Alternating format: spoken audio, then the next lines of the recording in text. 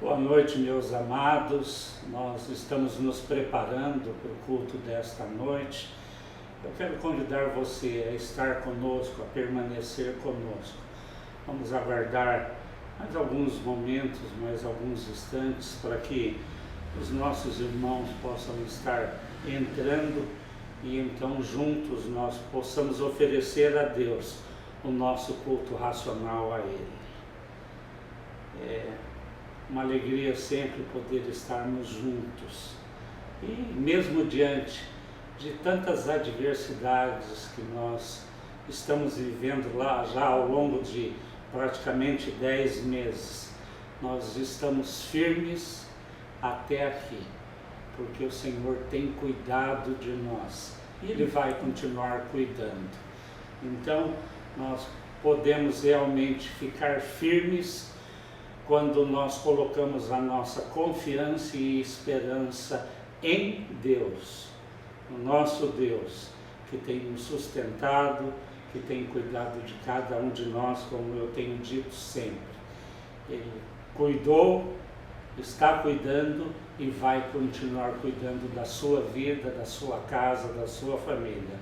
Então, nós podemos, mesmo diante de tantas incertezas, nos alegrar em Deus. E o convite que eu faço para você nesta noite é: se alegre em Deus, porque a alegria do Senhor é força para cada um de nós. Mas o desafio que veio ao meu coração ao se iniciar o ano de 2021 foi justamente a questão de nós vivermos a vida cristã de maneira prática, vivermos a palavra de Deus.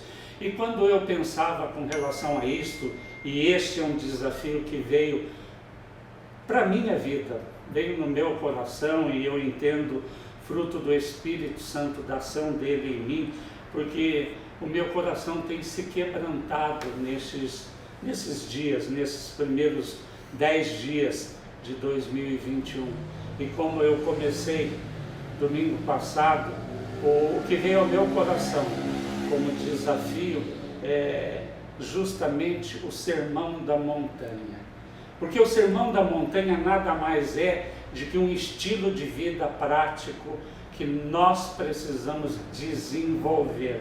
Este é o grande desafio deixado pelo nosso Senhor e Salvador Jesus. E estas verdades, estes princípios, eles estão contidos no Evangelho de Mateus, no capítulo de número 5.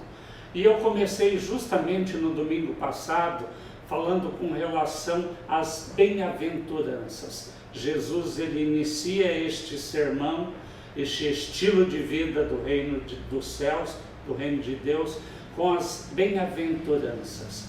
8 bem-aventuranças, cada uma delas carrega uma promessa. Mas o que mais me chamou a atenção, e aqueles que estiveram conosco no domingo passado puderam entender, que as bem-aventuranças e o Sermão do Monte, como eu disse, elas são um desafio. É o que o Senhor espera como estilo de vida de cada um dos seus seguidores. Então, eu falava destas bem-aventuranças, das promessas atreladas a cada uma delas, mas o que mais me chamou a atenção não é o próprio comportamento em si, mas o que motiva o nosso comportamento, o que nos motiva a viver este estilo de vida do reino de Deus. E eu quero continuar nesta noite, neste domingo, a falar com relação a isto. E algo que veio ao meu coração e é muito importante nós aprendermos é que toda metáfora e toda parábola, toda história que Jesus utilizou, ao pregar, ao evangelizar os seus discípulos, as multidões, elas nada mais eram do que o fruto da própria convivência do Senhor quando Ele se fez carne como João declara no capítulo 1, no verso de número 14, ele se fez carne e habitou entre nós, cheio de graça e de verdade. E nós vimos a sua glória como a glória do unigênito Filho de Deus.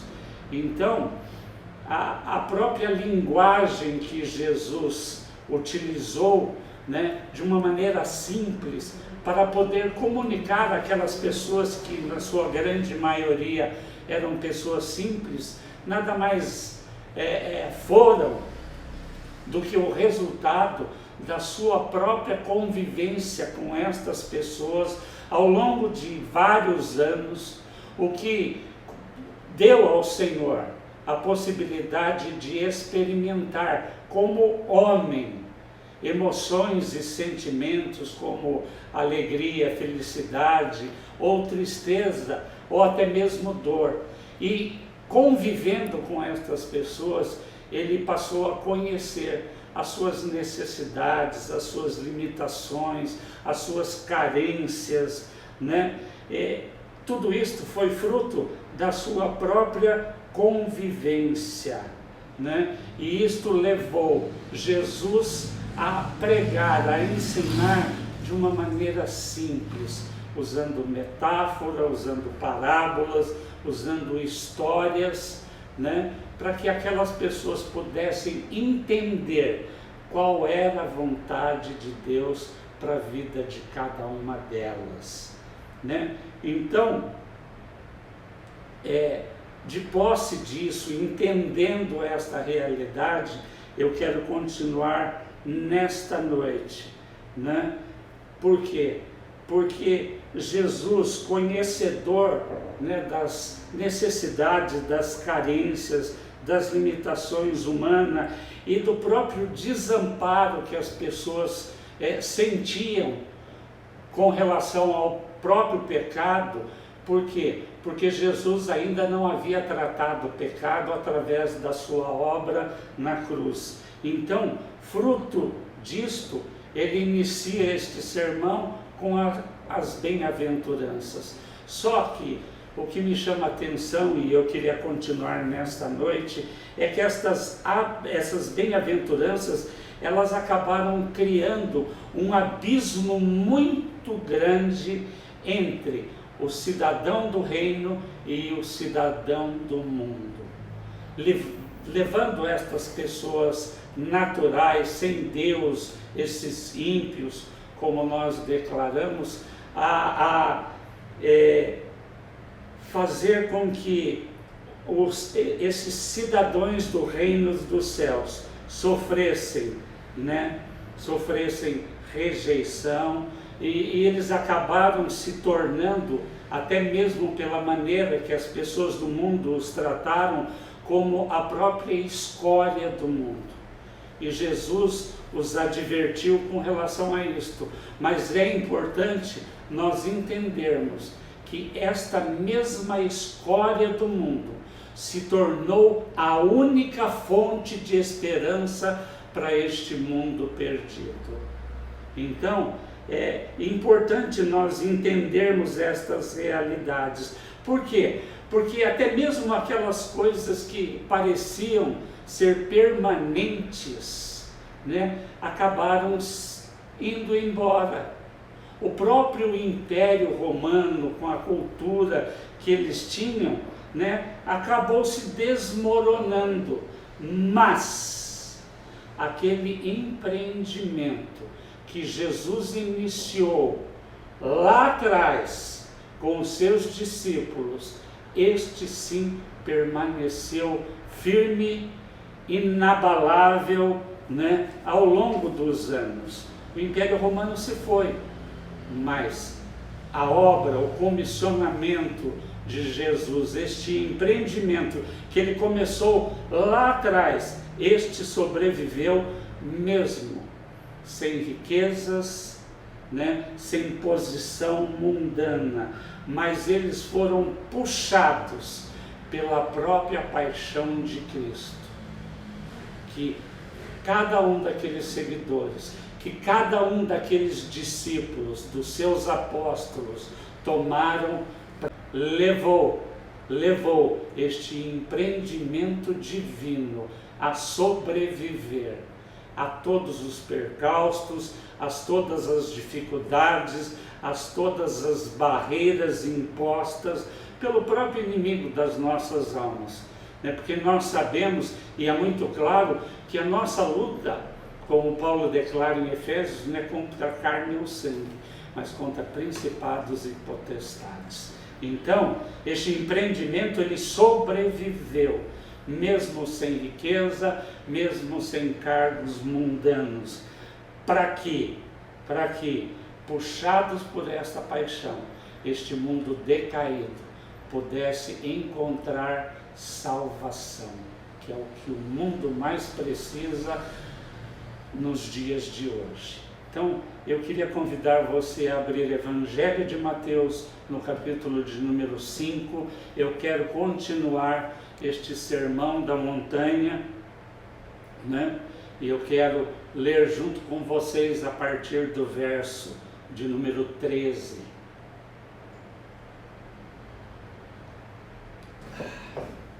Mateus 5:13. Olha, são palavras de Jesus. Olha o que ele diz: vós sois o sal da terra, mas se o sal perder o seu sabor, com que há de salgar? Para nada mais é bom, senão para ser lançado fora e ser pisado pelos homens. Vós sois a luz do mundo. Não se pode esconder uma cidade estabelecida sobre um monte, nem se acende a candeia e a coloca debaixo do alqueire, mas sobre um castiçal, e ela então dá luz a todos os que estão na casa. Deixai a vossa luz brilhar diante dos homens, para que vejam as boas obras e glorifiquem ao vosso Pai que está nos céus. Como eu disse, as metáforas de Jesus, elas foram criadas com materiais caseiros, comuns, né? A partir de coisas simples, de um estilo de vida simples. Então, toda casa na Palestina daquela época tinha sal, e toda casa na Palestina também tinha uma lâmpada, né? Para iluminar a escuridão da noite. E Jesus, então, ele usa esta metáfora, por quê? Porque o mundo dos homens está apodrecendo na escuridão. E os cidadãos do reino, cada um de nós, cada um dos seguidores do Senhor Jesus, né, vão ser os instrumentos. Ele nos chama para ser o sal. E nós entendemos que o sal é destinado justamente para impedir, por exemplo, se nós pegarmos um pedaço de carne e colocarmos num ambiente natural, quer dizer, fora da geladeira, como nós costumamos colocar, justamente para a questão da conservação, o que nós vamos ver neste pedaço de carne é a ação das bactérias, levando esta carne a perder as suas qualidades naturais, o seu estado natural, e entrar em estado de decomposição. E Jesus usou esta figura, por quê? Porque o próprio sal, ele é destinado à conservação, ele tem ação antibacteriana. Então, quando você salga um pedaço de carne, este sal está agindo, vai agir neste pedaço de carne para conservar, para manter esta carne com a sua pureza, no seu estado natural, normal. E nós entendemos que o sal, nós como cidadãos do reino, né, nós devemos ser como este sal, né? E nós precisamos entender que o sal, se ele perder, se ele se contaminar, ele vai perder, né, a sua razão, o seu propósito. As palavras do próprio Senhor Jesus, ele diz que nós somos o sal da terra, mas se o sal perder o seu sabor, com que há de salgar? Para mais nada ele é bom, senão, né, para ser lançado fora, né? Então, nós precisamos entender que se o sal, né, esta é a advertência de Jesus, se ele for contaminado, ele não tem mais como agir como agente purificador. Então, eu e você somos chamados para viver um estilo de vida como cidadãos do reino. E o nosso desafio, então, é ser sal da terra.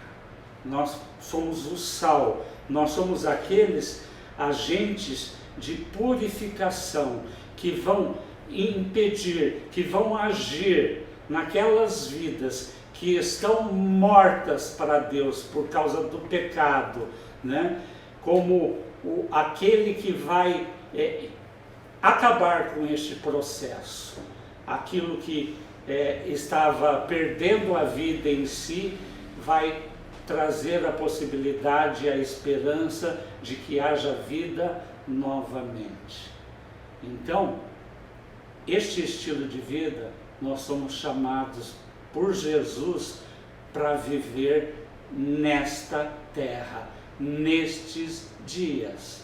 Então é um desafio que tem estado no meu coração. Meu coração realmente tem se quebrantado nesses dias com este desafio, com esta motivação. Eu entendo as minhas limitações, como eu creio que você entende as suas, mas isto não é impedimento para que eu e você possamos viver este estilo de vida do reino. Em nós não há esta capacidade, mas há uma promessa de Deus. Paulo declara isto quando ele escreve a carta aos Filipenses, no capítulo de número 4, no verso de número 13.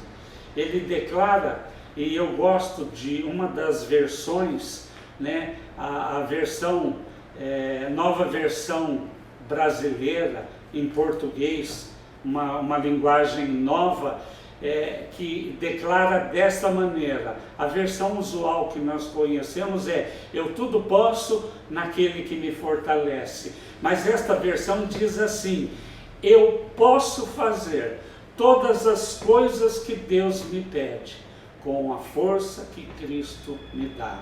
Então nós entendemos que não depende de nós, não é na minha força, não é na minha capacidade, não vai ser na sua, mas é em Cristo. Eu posso fazer, sim, tudo que Deus me pede, tudo que a palavra de Deus me diz, com a força e com a capacidade que o próprio Cristo, que o Espírito Santo que habita dentro de cada um de nós, que fez morada dentro de todo aquele que nasceu de novo, que creu, que recebeu Jesus Cristo como Senhor e Salvador da sua vida. Nele, por Ele, por meio dele, eu posso sim fazer tudo o que Deus me pede na sua palavra. Então, nós podemos sim, e o nosso grande desafio nesses dias é ser sal, ser sal. Vós sois sal, o sal da terra. Então, você foi chamado como um agente purificador, purificador. O sal, ele simboliza isto. Jesus usou esta metáfora para nos ensinar, para ilustrar o nosso chamado como cidadão do reino dos céus. Mas ele continua dizendo: vós sois a luz do mundo. Não se pode esconder uma cidade estabelecida em cima do monte, não tem como esconder uma cidade nesta posição. E Jesus, ele diz: e não se acende uma candeia, uma lamparina, né, um lampião, para colocar debaixo do alqueire, mas antes para colocar num castiçal, num lugar mais elevado, e então iluminar toda a casa. E ele diz no versículo 16: deixai a vossa luz brilhar diante dos homens. Porque este versículo está ligado a Isaías 60. Há um desafio, há uma exortação no capítulo 60 de Isaías, né? E o profeta diz assim: dispõe-te e resplandece, porque a luz do Senhor nasce sobre ti. Ele fala assim: eis que as trevas cobrem a terra e a escuridão os povos, mas a glória do Senhor resplandece sobre ti, sobre você, sobre a minha vida. A glória do Senhor resplandece através da vida de cada um de nós, da vida de todo aquele cidadão do reino do céu que se dispõe a viver esta vida prática de serviço e de amor mútuo. Então, Jesus usa esta metáfora da candeia e ele explica o propósito. Ele fala: deixe a vossa luz, a luz do Senhor, brilhar diante dos homens, para que eles vejam as vossas boas obras e glorifiquem o vosso Pai Celestial. Então nós temos a advertência de Jesus. Ele fala: olha, vocês foram chamados para ser sal. Agora, se o sal perder o seu sabor, ele vai perder o seu sentido. Se você foi chamado para ser sal e não tem sido este sal na vida das pessoas à sua volta, qual o sentido disto? E ele fala: olha, se o sal perder o seu sabor, perdeu a razão de ser, perdeu, não há mais sentido, não há mais com que ele seja usado. Ele pode até continuar salgando, mas ele, contaminado, ele perde o seu poder de purificar. Então, esta metáfora de Jesus, ela também nos ensina que nós estamos no mundo, mas nós não fazemos parte deste mundo. Nós fomos colocados e inseridos neste mundo, mas nós não podemos nos tornar mundanos. Mundanos. Paulo nos faz uma advertência parecida com esta em Romano 12, no versículo número 2. Um texto que a gente conhece bastante. Paulo diz assim, que nós não podemos nos conformarmos com este mundo. E não no sentido de tolerância, mas que nós não podemos tomar a forma, o modelo. Nós não podemos, como cidadãos do reino, viver de maneira semelhante como as pessoas do mundo, como o cidadão do mundo vive, né? O próprio sentido no grego original de conformar, de tomar a forma, é sugematizo, que fala de um moldar de caráter, que começa na nossa mente e que trabalha no nosso homem interior. Por isso que quando eu trabalhei a questão das bem-aventuranças, eu dizia que Jesus, ele está mais interessado no que nos motiva do que no nosso próprio comportamento. Por quê? Porque o comportamento exterior eu posso modificar. Eu posso agir de uma maneira como de repente as pessoas esperam. Agora, o exterior eu posso mudar, eu posso mascarar. Agora, o interior não. Nós não conseguimos. Então, nós precisamos ter muito claro que Jesus, ele está mais interessado no nosso interior, na nossa motivação, naquilo que nos move, que nos conduz, que nos leva ao desafio de viver as verdades da palavra de Deus do que no nosso próprio comportamento exterior. Então, nós precisamos ter isto muito bem claro. Então, Paulo nos adverte também, ele fala, não tome a forma deste mundo. Não viva conforme as pessoas vivem. Não viva este estilo de vida mundano. Nós estamos neste mundo sim, mas não fazemos parte deste sistema. Então, nós precisamos tomar muito cuidado. Por quê? Porque inserido no meio que nós estamos, e eu tenho também trabalhado e ensinado isto, que nós precisamos viver não como resultado da condição, do ambiente, daquilo que nós estamos vivendo, mas nós somos chamados para viver por decisão. E a nossa decisão é viver como cidadão do reino dos céus, de acordo com a palavra do nosso Deus e Pai. Nós entendemos que a Bíblia é o manual do fabricante, com todas as orientações que nós precisamos para viver este estilo de vida do reino. E o Sermão da Montanha, como eu tenho dito, nós podemos dizer que é o resumo da obra de Deus, né? Da expectativa que Deus tem da vida de cada um de nós, que nós vivamos este padrão, este estilo de vida do reino, né?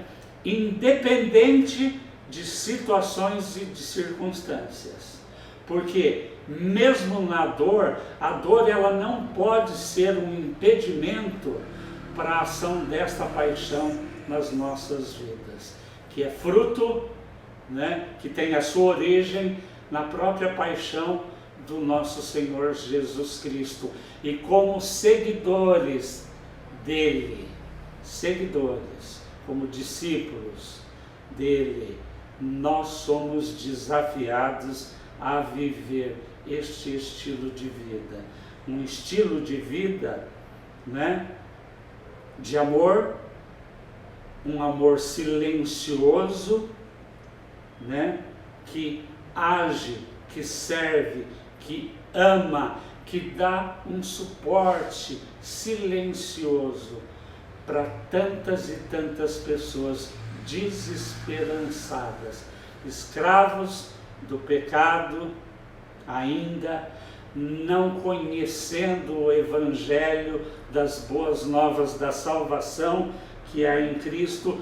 Então, nós podemos expressar sim, diante de tudo aquilo que nós estamos vivendo nesses dias, um estilo de vida que expressa, assim como Jesus expressou, um cuidado, um interesse pelas pessoas, pela necessidade das pessoas, pelas suas misérias, né? Nós podemos ser sim instrumentos de Deus para levar esperança para estas pessoas.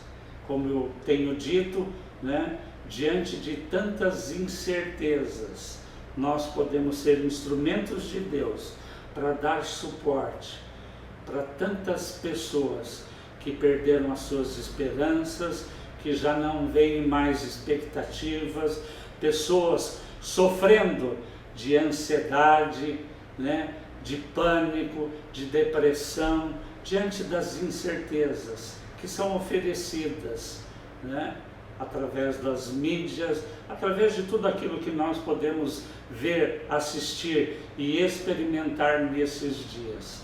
Dias de incertezas, dias de preocupações, de ansiedade sim. Como eu tenho dito, a preocupação ela é até salutar. Ela pode vir? Pode, mas ela não pode ficar. A ansiedade pode vir? Pode, mas ela também não pode ficar, né? Nós vamos ver ao longo deste sermão, no próprio capítulo de número 6 de Mateus, as orientações de Jesus para um estilo de vida, para um momento como este que nós estamos vivendo, né? Já trabalhei essas questões algumas semanas atrás, mas se for preciso eu vou voltar a elas mais uma vez. Pregação nada mais é do que uma repetição, até que a palavra de Deus, que é o poder de Deus, penetre dentro de cada um de nós e toque o nosso coração, nos levando não a uma mudança exterior, mas a uma mudança de natureza que começa dentro de cada um de nós, nos levando a uma experiência de novo nascimento em Deus, pelo poder do Espírito Santo, através da palavra de Deus, nos levando a experimentar um novo estilo de vida, um estilo de vida de cidadão do reino de Deus. Então eu quero deixar este desafio ao seu coração, que você, nesses dias, possa ser sal da terra e luz do mundo, para as pessoas que estão à sua volta, para a tua família, parentes, amigos, colegas de trabalho, não importa. Você foi chamado para ser sal da terra e luz do mundo. E isto não acontece pelas suas qualidades, pela sua capacidade, pelo seu empenho. É a própria vida de Cristo dentro de cada um de nós que nos capacita e que é suficiente para nos levar a viver este estilo de vida do reino de Deus. Então eu quero orar por você, pela sua casa, quero orar pela vida de todos aqueles que estão me assistindo neste momento e que vão me assistir, né, através das gravações que vão para o YouTube, que vão para o Face. Deus sabe, né? O grande desafio do meu coração nesses dias é trazer uma palavra de conforto, de consolo e de esperança para todos aqueles que estão desesperançados, porque os filhos de Deus, os cidadãos de Deus, do reino dos céus, estes confiam no Senhor e colocam nele a sua confiança e a sua esperança, e tem como promessa de que Deus cuidou, está cuidando e vai continuar cuidando da vida de cada um deles. Então, o meu desafio para você é: venha fazer parte da grande família de Deus, venha fazer parte deste grande empreendimento do Senhor, né? Levar o reino de Deus a várias, a centenas, a milhares de pessoas, Deus sabe, por toda esta terra. Este é o grande desafio da igreja do Senhor, né? Espalhar o reino de Deus por toda esta terra. Então quero convidar você a fechar os seus olhos. Eu quero orar por você, pela sua casa, pela nova semana que Deus, pelas suas muitas misericórdias e graça, está nos concedendo. Pai, em nome de Jesus, eu quero te louvar em primeiro lugar por esta obra de salvação tão grande, realizada por Jesus na cruz do Calvário, ao qual nós tivemos acesso pela fé, né, no poder do Espírito Santo, quando nós, de alguma maneira, em algum momento, ouvimos a pregação do Evangelho, das boas novas da salvação que há em Cristo Jesus, que nos tornou filhos amados de Deus, cidadão do reino dos céus. Nós ganhamos uma vida nova, uma identidade nova, filhos de Deus, e um destino que é morar eternamente com o nosso Deus e Pai. Então, eu quero orar, Senhor, por estes que estão me ouvindo, me assistindo, e por aqueles que também vão ouvir e vão assistir pelas gravações, para que o Espírito Santo, aquele que tem o poder de revelar, possa tocar cada coração nesta noite e despertar para este chamamento, para este estilo de vida de cidadão do reino dos céus. Que cada um daqueles que foram salvos pela graça de Deus, que se tornaram seguidores do Senhor Jesus, precisam viver nesta terra. O desafio de ser sal e luz neste mundo em trevas. Então eu oro por cada vida, eu oro por cada família, pedindo que o Senhor abençoe, que o Senhor continue guardando e protegendo, sustentando, acima de tudo, conduzindo em vitória e em triunfo, pelo poder do Espírito Santo, para a glória de Deus Pai, em nome de quem nós oramos e agradecemos. Amém e amém. Que você tenha uma semana de vitória, debaixo da misericórdia, da graça e da paz de nosso Senhor Jesus Cristo. Deus abençoe sua vida, sua casa, sua semana e até domingo que vem, se Deus quiser, no nosso próximo encontro. Amém e amém.